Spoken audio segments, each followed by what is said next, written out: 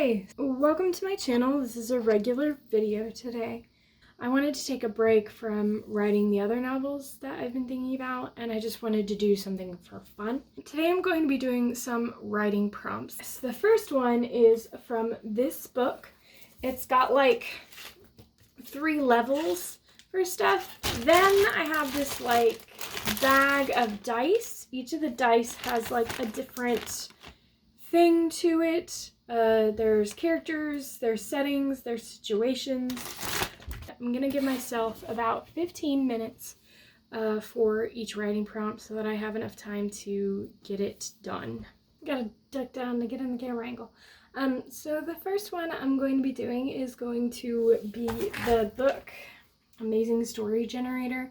I'm gonna just flip through this. I've got a 15-minute timer set up on my computer, so I'll start that as soon as I find a writing thing. I'm literally just going to flip it to some random page for each one. So here we go. Okay, there. Oh, that was unintended, but apparently we're doing that one. And Monica's come to join us. What I've got is ignoring the advice of friends. An ugly duchess receives a message from God. That seems very odd. Okay, let's write that down. Okay. Ignoring the advice of her friends, the ugly duchess receives a message from God. Whatever, we'll start. Okay.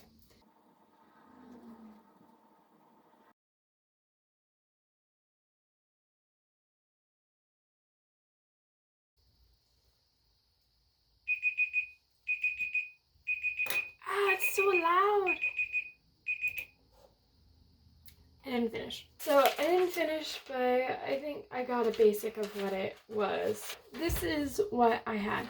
So my prompt was, ignoring the advice of friends, the ugly duchess receives a message from God. And God I was kind of loose on. I did more of like a mythic God than, yes, Christian God. I did like more of a mythic God than a Christian God.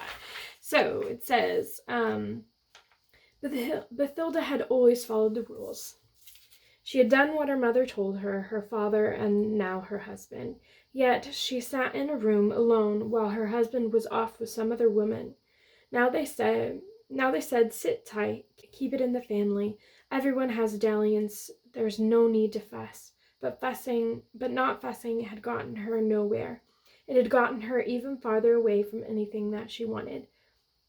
Bathilda had never been one to be ignorant of her looks. She was the kind of woman who was married off for her fortune and not her looks. She had made peace with the fact that she would never be beautiful, and she found ways to be happy without the doting others.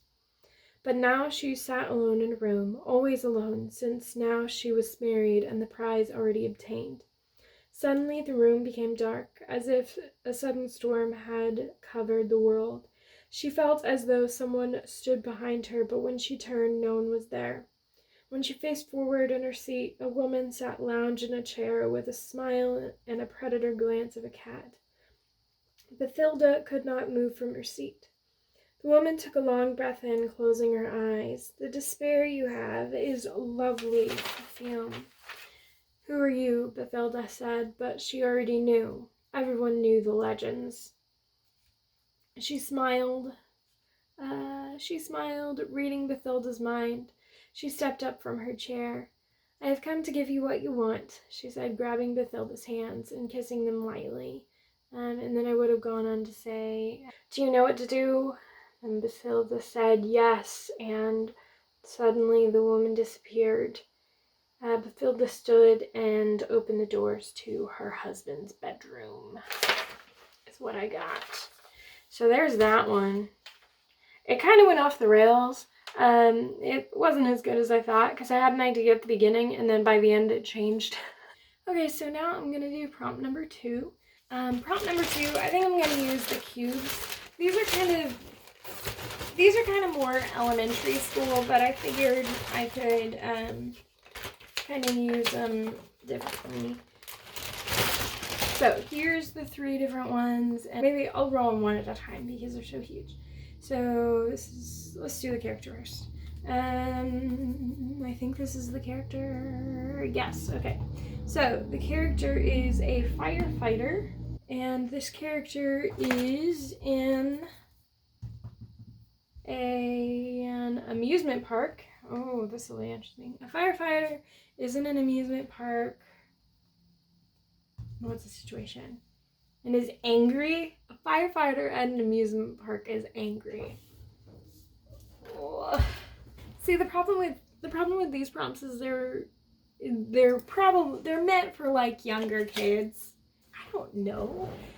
This is so weird. Firefighter at amusement park is angry. Okay, we're gonna start the timer. This is probably gonna get me nowhere.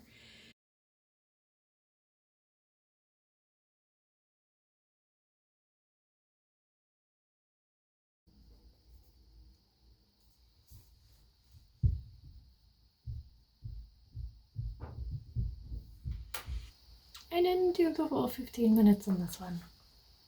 If you see this line here, I restarted because I didn't know what I was doing. So the second one I did was Valdez hated amusement parks. There was too much noise, too much chaos, and she viewed every single ride as a death trap. So when they got the call, she was less than thrilled. They geared up and piled into the truck. This was a rescue mission. Someone had gotten stuck on the ride, but when they showed up, it was apparent that it wasn't the fact that they had gotten on the ride, but that someone had climbed it. About 30 feet up the Ferris wheel, a teenage boy was clinging for dear life. He must have done it on a dare. Got the ladder up and grabbed the kid, who was snotting, bawling, and apparently they had turned on the ride without knowing he was on it. Valdez thought it served him right for doing something so stupid. I wasn't super into that one. We're gonna do one more. So we're gonna go back to this one because that one's just too plain. Spoiled by a lifetime of luxury, a Shakespearean scholar befriends a lifelike android. Some of these just are weird. What Shakespearean scholar is in the lap of luxury? I don't know. All right, start this up.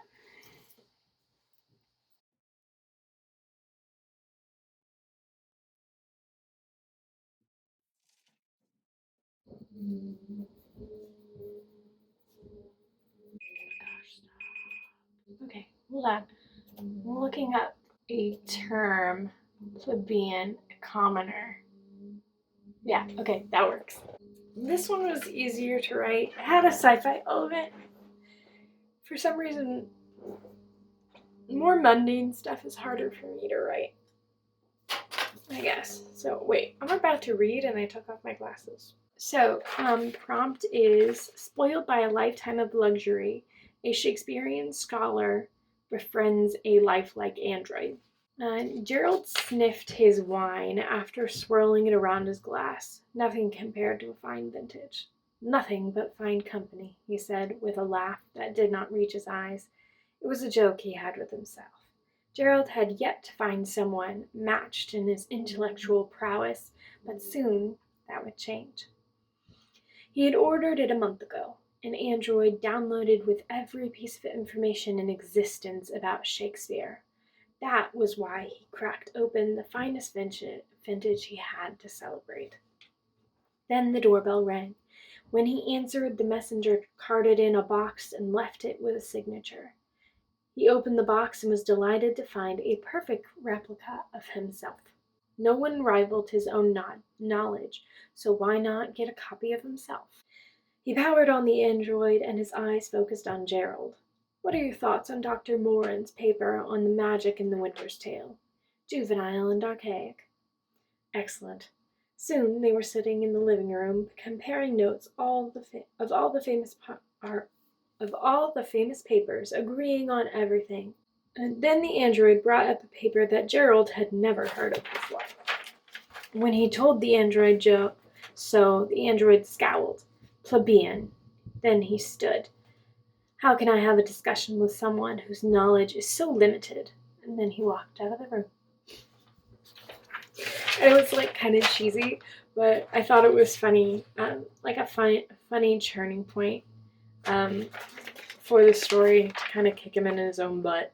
Alright, thanks for watching. That was just a little fun thing I wanted to do. If you like this, comment down below and I'll think about doing this sort of thing again. Thank you, bye. I'm gonna be doing a couple writing prompts. Well, stop jumping on the desk. Yeah, I know.